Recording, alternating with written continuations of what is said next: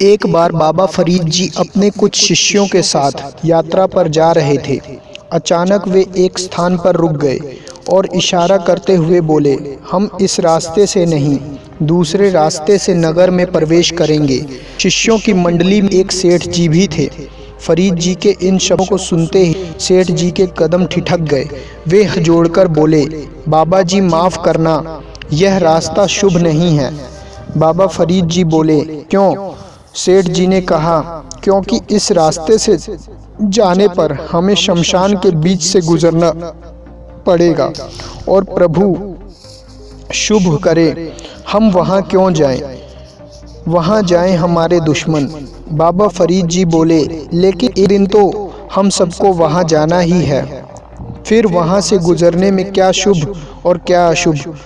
बल्कि सेठ जी, यह तो अच्छी बात है कि उस जगह को पहले ही देख लिया जाए जहाँ सदा के लिए बिस्तर लगाना है। जिस प्रकार दिन के साथ रात, धूप के साथ छाँव, बहार के साथ पतझड़, वैसे ही प्रकृति का नियम है कि जन्म के साथ मृत्यु भी अटल है। आज नहीं तो कल हम सबने कफन में लिपट कर बारी बारी से चिता की भेंट चढ़ना ही है। सेठ जी बोले, राम राम, ईश्वर सुखी रखे। अभी तो मैंने पुत्र पौत्रों का सुख देखना है। पिछले महीने ही तो मेरा बड़ा लड़का घोड़ी चढ़ा है। बाबा जी, जिस दिन मैं दादा बनूंगा सबसे पहले आपका ही मुंह मीठा करवाऊंगा। बाबा फरीद जी बोले, सेठ जी, भला आकाश की ऊंचाई किसने मापी है? बढ़ती तृष्णा भी अनंत अंबर के समान है, जिसका कोई सिरा नहीं होता। आज पुत्र पौत्र की कामना है, कल को पर पौत्रों को देखने की इच्छा होगी। हो सके तो इस मोह जाल से बाहर निकलने का प्रयत्न करें। जलते जंगल में तेल का छिड़काव करके लकड़ी काटने नहीं जाया जाता। इसी तरह तृष्णा के भभकते जंगल में ठंडे पानी का स्रोत पाने की चाहत त्याग दो। सेठ जी को बाबा फरीद जी के वचन कड़वी तुम्बी की तरह लग रहे थे, पर क्या न करता। ना चाहते हुए भी वे कड़वे वचनों को पी गए और मायूस सा चेहरा लेकर फरीद जी के पीछे पीछे चल पड़े। कुछ ही समय बाद उनके सामने वह वीरान स्थान था जहाँ कुछ चिताएं जल रही थीं। आग की भयानक लपटें इंसान के 6 फुट शरीर को 6 मुट्ठी राख में तब्दील कर रही थीं। चिताओं का धुआं फन फैलाते नाग की भांति आसमान की सैर कर रहा था, पर बाबा फरीद जी की आंखों की पुतलियां ना जाने इन चिताओं में क्या तलाश कर रही थीं।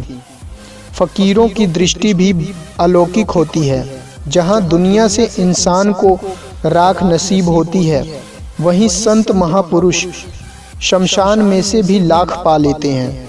बाबा फरीद जी अचानक बोल उठे, सेठ जी, चारों तरफ कितनी शांति है। इन मुर्दों में बेहद ठहराव है। अब इनके बीच कोई जमीन जायदाद का झगड़ा नहीं। किसी को कोई शिकवा नहीं कि मेरी चिता को कम जमीन मिली है। अरे इनकी बंद आँखों को तो देखो, अब ये कोई सपना नहीं देख रही। ईश्वर, तेरी यह दुनिया इन मुर्दों की भांति निर्लेप क्यों नहीं होती?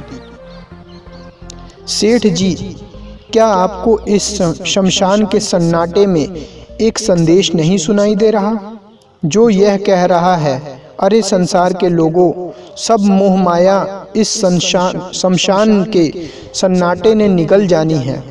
फिर संसार के घुंघरुओं की छन छन के पीछे क्यों पागल हो रहे हो?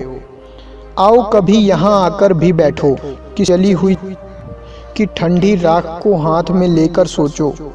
हथेली पर रखी राख में से कुछ ढूंढने का प्रयत्न करो। शायद किसी सूरमे का चौड़ा सीना, या किसी राजा की शान और शौकत या अकड़। कोशिश करो, शायद सिकंदर के जीत के झंडे दिख जाएं, या फिर किसी सुंदर रानी की झलक। अरे इस राख में ऐसा कुछ नहीं मिलेगा। सब जल गया, खत्म हो गया है। फरीद जी इन बातों को सुनकर पूरी शिष्य मंडली स्तब्ध रह गई थी। फिर अचानक एक इंसानी खोपड़ी को देखते हुए बाबा फरीद जी की दृष्टि के साथ साथ उनकी वाणी भी स्थिर हो गई और वे किसी शून्य में खो गए।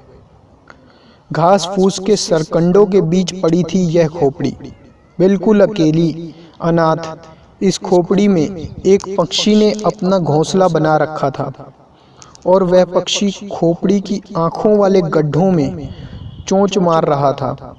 उस खोपड़ी की यह हालत देखकर बाबा फरीद जी की आंखों में पानी भर आया। यह देखते ही सेठ जी के हृदय में एक प्रश्न जन्म ले बैठा। आखिर इस खोपड़ी को देखकर पहाड़ जैसे स्थिर चित्त फरीद जी के नैन क्यों भर आए? ऐसा इस खोपड़ी में क्या रहस्य है? सेठ जी के हृदय में उथल पुथल मचा रहे प्रश्न को जानकर फरीद जी ने कुछ वाणी का जिक्र किया।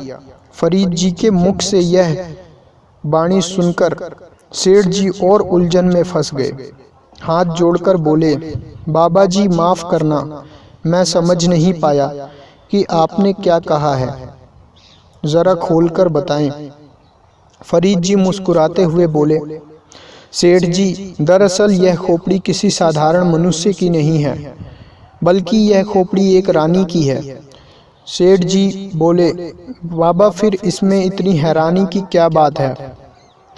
बाबा फरीद जी ने कहा, आश्चर्य खोपड़ी में नहीं बल्कि प्रभु की लीला में है।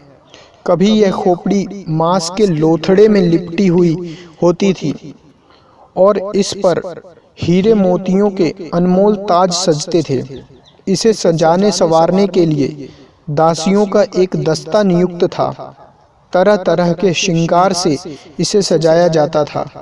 दुनिया की हजारों खोपड़ियां इस खोपड़ी के आगे हमेशा शीश झुकाती रहती थी। सेठ जी ने कहा, रानी थी तो ऐसा होना तो स्वाभाविक ही है। बाबा फरीद जी बोले, पर सेठ जी, वह रानी नादान थी। उसने अपने कानों को भारी झुमकों से तो सजा लिया, लेकिन वह भूल गई कि अपनी प्रशंसा व दूसरों की निंदा सुनने से उसके कान दिन प्रतिदिन कुरूप होते जा रहे थे।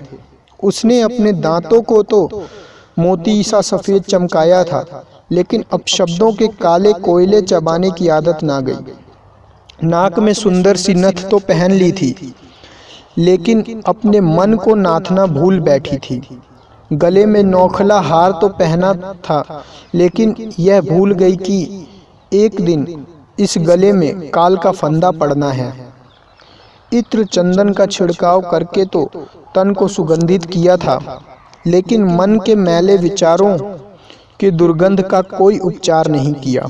ऐसा इसलिए हुआ क्योंकि उसने तन के श्रृंगार के लिए तो इतनी सारी दासियों का इंतजाम किया, लेकिन आत्मा के श्रृंगार के लिए सद्गुरु रूपी मालिक को नहीं तलाशा। सेठ जी बोले, पर बाबा, यह पक्षी इस खोपड़ी के आंखों वाले स्थान पर ही जोर जोर से चोंच क्यों मार रहा है, जबकि उसमें तो पहले से ही बड़े बड़े गड्ढे हैं? बाबा फरीद जी बोले, इसके पीछे भी एक कहानी है। दरअसल इस रानी की आंखें बहुत सुंदर थीं। रानी को उन पर बहुत ही अहंकार था, इसलिए वह अपनी इन आंखों का श्रृंगार बड़े ही तबीयत से किया करती थी। इस काम के लिए उसने एक विशेष दासी नियुक्त की हुई थी, जो रोजाना ताज़ा सुरमा पीसकर उसकी आंखों में लगाती थी। एक दिन जैसे ही दासी ने रानी की आंखों में सलाई से सुरमा लगाया, तो वह कंकर की भांति उसकी आंखों में रड़कने लगा। रानी की आंखों से पानी बहने लगा। अब तो बस रानी ने पूरा महल सिर पर उठा लिया। ज्यों ही यह खबर राजा के कानों में पड़ी, वह तुरंत रानी के श्रृंगार कक्ष में पहुंचा और बोला, हे प्रिय, यह क्या मृगनयनी की आंखों में आंसू? इन आंखों में आंसू लाने की हिमाकत किसने की? जल्दी से मुझे उसका नाम बताओ। मेरी तलवार उसके 2 टुकड़े करने के लिए उतावली हो रही है। फिर राजा गरजता हुआ बोला, कौन है वह जिसने मेरी रानी को दुख पहुंचाया है? सामने आए। दासी राजा की आंखों में भड़कते अंगारों को देखकर बुरी तरह कांप उठी और खंभे के पीछे छिपने की नाकाम कोशिश करने लगी। अब व्याकुल हुए राजा ने रानी से कहा, तुम्हें पता है ना कि मैं तुम्हारी छोटी सी भी आह नहीं सुन सकता, पर आज मुझे तुम्हारा इतना विलाप सुनना पड़ रहा है। तुम एक बार बताओ तो सही कि किसने तुम्हें यूं पीड़ा पहुंचाई है। मेरी तलवार उसका खून पीने को बेचैन है। राजा की बात सुनकर रानी बहुत खुश हुई और उसने अपनी उंगली खंबे के पीछे छिपी दासी की ओर कर दी। रानी का इशारा पाते ही राजा गुस्से से पागल हो गया। उसने अपनी चमकती तलवार को हवा में लहराया और पलक झपकते ही दासी की गर्दन पर एक ऐसा वार किया कि उसकी गर्दन फर्श पर जा गिरी।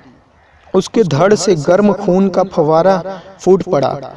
पूरी जमीन लाल हो गई। रानी की आंखों का खारा पानी दासी के रगों में दौड़ते लाल खून के आगे बाजी मार गया। पर हैरानी इस बात की थी कि दासी के मरते ही रानी की आंखों में जैसे ठंडक सी पड़ गई।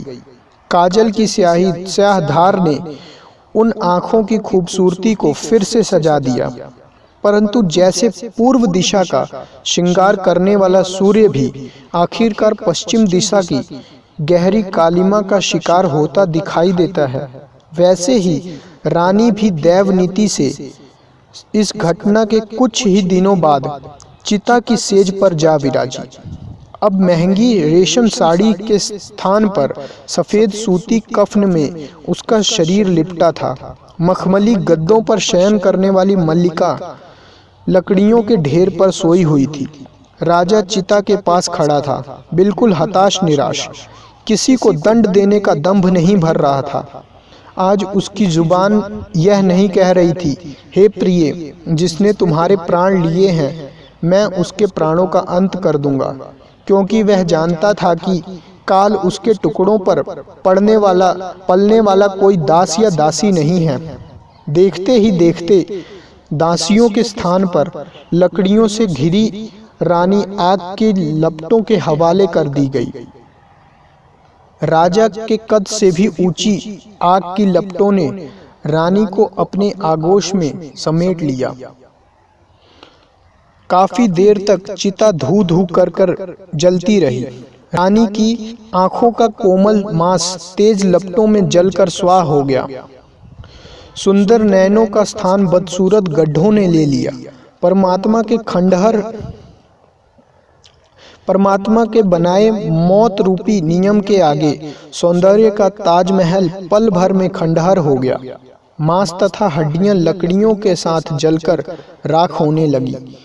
चिता के जलते जलते शाम ढल गई। सब अपने घर को लौट गए। शमशान में कोई नहीं रुका, ना दास ना दासियां, ना ही रानी की एक आह पर खून की धाराएं बहा देने वाला राजा। सबका रिश्ता केवल देह के जलने के साथ खत्म हो गया। ना रानी के काम आया उसका राजा, ना धन, ना ऐश्वर्य, ना सौंदर्य। हाँ, पर रात होते ही कुछ कुत्ते वहां जरूर पहुंच गए। उन्होंने चिता में से खोपड़ी को निकाल लिया और मांस की भूख में अपनी जीभा से चाटने लगे। यह कैसा मुकद्दर का खेल था। राजा के प्राणों से प्यारी रानी की खोपड़ी आज आवारा कुत्तों का खिलौना बनकर रह गई, क्योंकि खोपड़ी को एक के बाद दूसरे के बाद तीसरा कुत्ता एक गेंद की तरह लुढ़का रहा था। कुछ समय तक खेलने के बाद कुत्तों का खोपड़ी से मन भर गया, इसलिए वे उसे सरकंडों के बीच अनाथ छोड़कर चले गए। कुछ दिनों बाद उस अनाथ खोपड़ी में एक पंछी ने अपना घोंसला बना लिया। वाह मौला, तेरी कुदरत, जिस खोपड़ी के आगे कभी लाखों लोग झुका करते थे, आज एक पक्षी उस खोपड़ी का मालिक बना हुआ है।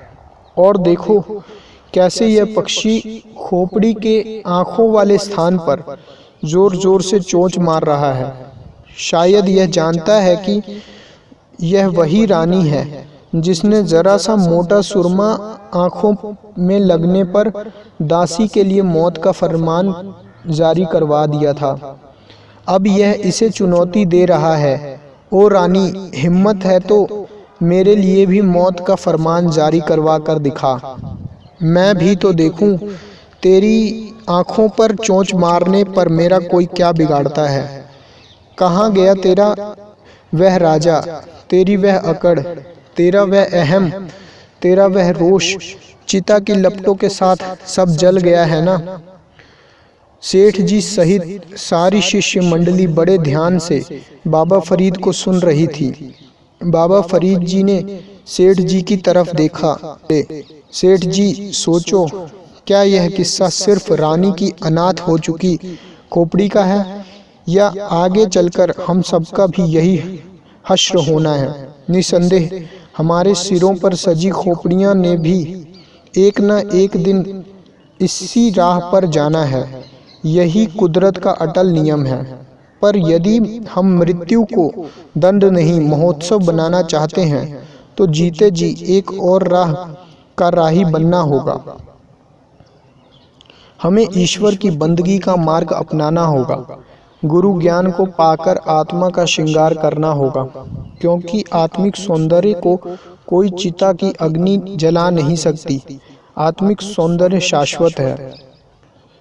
बाबा फरीद जी के हर कथन को सेठ जी ने अपनी मौन गवाही दी, फिर उनके चरणों में गिरकर शरणागति की याचना की।